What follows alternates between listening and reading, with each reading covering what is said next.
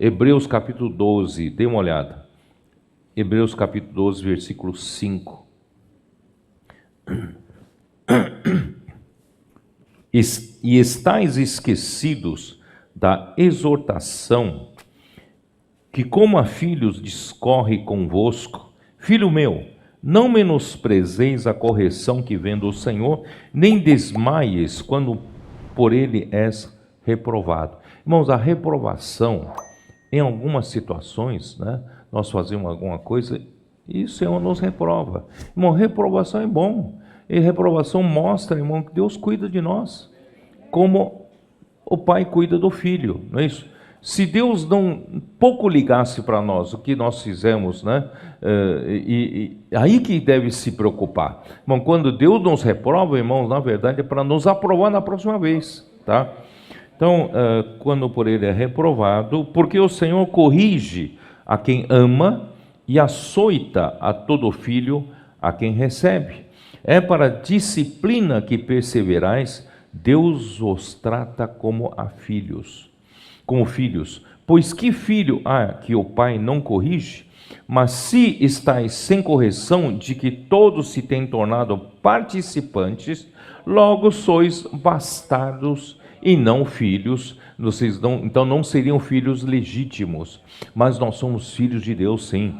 Além disso, tínhamos nos nossos pais, segundo a carne, que nos corrigiam e os respeitávamos. Não havemos de estar em muito maior submissão ao Pai espiritual, e então viveremos? Pois eles nos corrigiam por pouco tempo, segundo melhor lhes parecia. Quer dizer, alguns pais têm sabedoria em disciplina, outros não tinham, né? E cada um faz o que melhor lhe parece, né? Eu sei de pais aqui, né, no Nordeste do Brasil, que o pai, para disciplinar o filho, atira a cadeira no filho, né? Então, espero que hoje ninguém faça isso, tá? E aqui, pois eles nos corrigiam por pouco tempo, segundo melhor lhes parecia. Deus, porém, nos disciplina para aproveitamento, a fim de sermos participantes da sua santidade. Irmãos, esse é o objetivo de Deus nos disciplinar, é para nós participarmos da sua santidade. Irmão, toda vez que a gente acha que a gente pode viver uma vida santa para Deus, podemos fazer segundo a nossa capacidade, né, servir a Deus, irmão, Deus sempre nos reprova. E para quê? Para nós dependemos totalmente da sua vida, do poder da sua vida que está na palavra, porque Deus quer que a gente participe da sua santidade, né, do seu poder e não do nosso, tá? Versículo 11: toda disciplina com efeito, no momento, não parece ser motivo de alegria. Ninguém gosta de passar por isso, não é isso? Ao depois que tem sido por ela exercitados, fruto da justiça. Irmãos, sempre que a gente, quando é disciplinado, quando a gente é reprovado, não é momento de alegria, mas depois a gente vai ver que isso vai produzir frutos de justiça. Temos que agradecer a Deus, irmão, por tudo que Deus está fazendo. Por isso, vamos continuar, versículos 14 e 15. Se pelo nome de Cristo sois injuriados, bem-aventurados sois, porque sobre vós repousa o Espírito da glória e de Deus. Não sofra, porém, nenhum de vós como assassino, ou ladrão, ou malfeitor, ou como quem se intromete em negócio de outrem. Mas se sofrer como cristão, não se envergonhe disso, antes glorifique a Deus com esse nome. Irmãos, nós, né, devemos nos alegrar, ó Senhor Jesus. Deixa eu me ver aqui, ó. Nós devemos, se nós somos insultados ou maltratados, né, em nome de Cristo, nós devemos nos alegrar. Se nós sofremos porque nós somos pecadores, cometemos erros, né, pecados, claro, esse sofrimento é devido. Mas, né, você vê que sofrer em nome de Cristo é uma coisa boa. Os nossos comportores, irmãos, estão nas ruas, pregando o Evangelho. Irmãos, eles amam a palavra do Senhor, amam o Senhor. E você pensa que é fácil estar nas ruas e pregar o Evangelho? Você precisa estar preparado para sofrimento, né? Porque vocês têm que se preparar para ouvir não. E nenhum homem gosta de ouvir não, né? Eu posso orar por você? Não, não tenho tempo. Posso orar por você? Né? Não, agora não. Quer dizer, então ninguém gosta de ouvir não. E às vezes as pessoas, né, olham com desdém, olham com desprezo e tal. Irmão, não é fácil, né, pregar o Evangelho. Tanto é que, irmãos, vocês sabem que quando a gente não tem essa prática de pregar o Evangelho constantemente, irmãos, é tão difícil pregar o Evangelho, né? Eu digo isso desde minha juventude, né? Sempre querendo pregar o Evangelho, às vezes é tão difícil.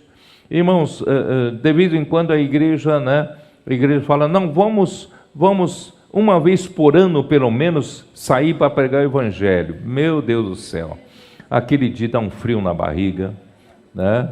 E você dá uma dor na barriga, né? E você, né? Você sai, porque estamos todos enferrujados. Nós não enfrentamos isso dia a dia. Então, graças ao Senhor, irmão, de uns anos para cá, o Senhor nos alertou, peraí, o Senhor não nos chamou para ficarmos entre quatro paredes. O Senhor nos chamou para ter esse espírito de pregação do Evangelho, como Jesus teve, eu gosto de usar Mateus capítulo 9, né? Ele veio aqui na terra e ele ia de cidade em cidade, aldeia em aldeia, pregando o Evangelho do reino. É isso que está escrito em Mateus 9. Ele veio aqui na terra para pregar o Evangelho do reino. O que é o Evangelho do reino? Esse Evangelho visa Cristo ser o cabeça das nossas vidas. Cristo quer governar a nossa vida, a vida dos homens. Então, quando pregamos esse Evangelho, essa palavra precisa causar um efeito na pessoa. Essa pessoa precisa perceber que a partir de então, não é apenas para ser um bom cristão. Essa pessoa precisa aprender a ser governado por Cristo.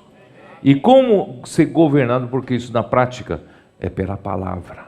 Então tem que seguir de perto a palavra, praticar a palavra, não é isso?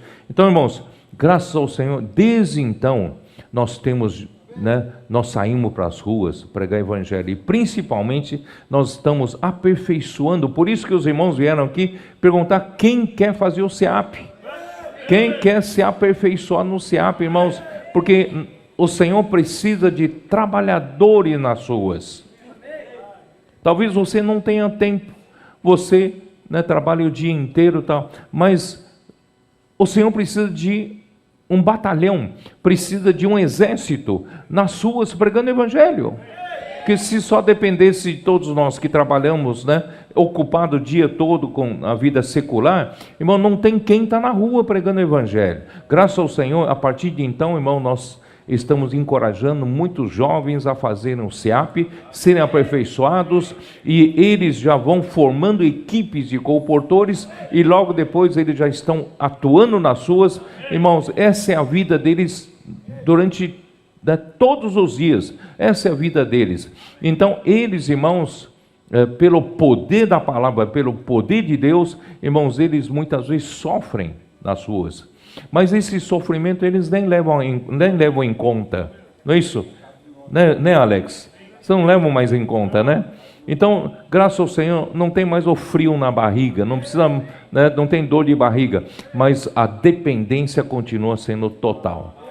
Porque não é pelo método humano que nós conseguimos salvar as pessoas, é o poder da palavra, é o poder de Deus, né?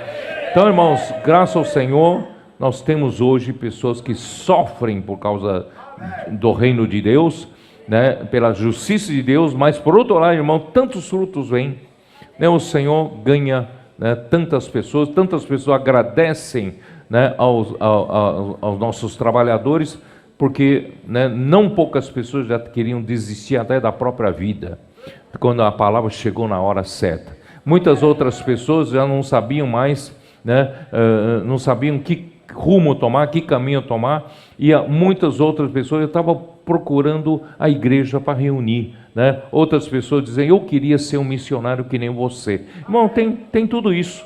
Nós vamos encontrando cada vez mais trabalhadores para pregar o evangelho do reino. Por isso, irmãos, quando nós somos injuriados em nome de Cristo, nós somos bem-aventurados. Os próprios apóstolos, né, quando eu falei de Pedro, né, Pedro e João, eles foram advertidos. Dá uma olhada em Atos capítulo 5. Atos capítulo 5, né, versículo 27. Trouxeram-nos apresentando-os ao Sinédrio. Trouxeram-nos quem? Trouxeram os apóstolos, né? Os apóstolos. Trouxeram-nos e apresentando-os ao Sinédrio, e o sumo sacerdote interrogou-os, dizendo, expressamente vos ordenamos que não ensinasseis nesse nome, contudo encheste Jerusalém da vossa doutrina, e quereis lançar sobre vós o sangue desse homem. Então Pedro e os demais apóstolos afirmaram, antes importa obedecer a Deus do que aos homens. O Deus de nossos pais ressuscitou a Jesus, a quem vós matastes, pendurando-o no madeiro. Deus, porém, com a sua destra, o exaltou a príncipe e salvador, a fim de conceder a Israel arrependimento e a remissão dos pecados. Ora, nós somos testemunha desses fatos, e bem assim o Espírito Santo que nos outorgou aos que lhe obedecem. Já que somos testemunhas, não podemos ficar calados. Nós temos que pregar, né? Essa foi a ordem de Deus. Então, né, nós somos esses, que somos guiados por Deus, guiados pela ordem de Deus, pela palavra de Deus, né? Então, eles, no versículo 40 a 41, eles então foram açoitados. Chamando os apóstolos, açoitaram-nos e ordenando-lhes que não falassem mais em nome de Jesus, né, aí os soltaram. E eles se retiraram do Sinédrio, regozijando-se por terem sido considerados dignos de sofrer afrontas por esse nome. Irmãos, aí em todos os dias no templo e de casa em casa não cessavam de ensinar e de pregar Jesus, o Cristo que mandaram eles não pregarem, né? Então, irmãos, é glorioso sofrer afrontas por causa do nome de Jesus. Então, graças ao Senhor, né? O Espírito da glória, aqui diz, né? Onde está? Espírito da glória, ó, e sobre vós repousa o Espírito da glória e de Deus. O que quer dizer isso? Porque no meio dos sofrimentos, no meio da injúria em nome do Senhor Jesus, Pedro fala de que repousa sobre vós o Espírito da glória e de Deus. O que significa isso? Eu não consegui entender por que ele fala do Espírito da glória, né? Agora, irmãos, em Romanos capítulo 1, versículo 4, dá uma olhada. Romanos 1, versículo 4. Ali diz assim, e foi designado Filho de Deus com poder, segundo o Espírito de santidade, pela ressurreição dos mortos, a saber, Jesus Cristo, nosso Senhor. Você não vê muita conexão disso com aquilo que estou perguntando, do sofrimento e o Espírito da glória. Vocês sabiam que Jesus foi designado Filho de Deus com poder? Quando? Quem sabe? Quando que Jesus foi designado Filho de Deus com poder? Na sua ressurreição. E a sua ressurreição aconteceu depois da morte. E a morte é o cume, né? É o máximo do seu sofrimento, né? Cristo Jesus sofreu e obedeceu a Deus para morrer na cruz. A pior morte, foi obediente até a morte, e morte de cruz. E Deus então, ao terceiro dia, o ressuscitou. E na ressurreição ele foi designado Filho de Deus, porque em Atos 13, 33 e também em Salmo 2, ali diz: Tu és o meu filho, e eu hoje te gerei. Hoje quando? No dia da ressurreição. No dia da ressurreição, ele foi designado Filho de Deus. E quando ele foi designado Filho de Deus, ele foi ressuscitado, na verdade, irmão, ele foi glorificado pelo Pai. Vocês estão entendendo? Aí você vai entender por que Pedro fala do Espírito da glória. Se você sofre fazendo a vontade do Pai, obedecendo ao Pai, como Cristo sofreu, foi até a morte, então próprio Deus glorifica a Cristo. Então, se você está sofrendo por Deus, em nome de Jesus, sabe, o Espírito da glória também vai repousar sobre você. Deus vai te glorificar. Acredita nisso ou não? Amém.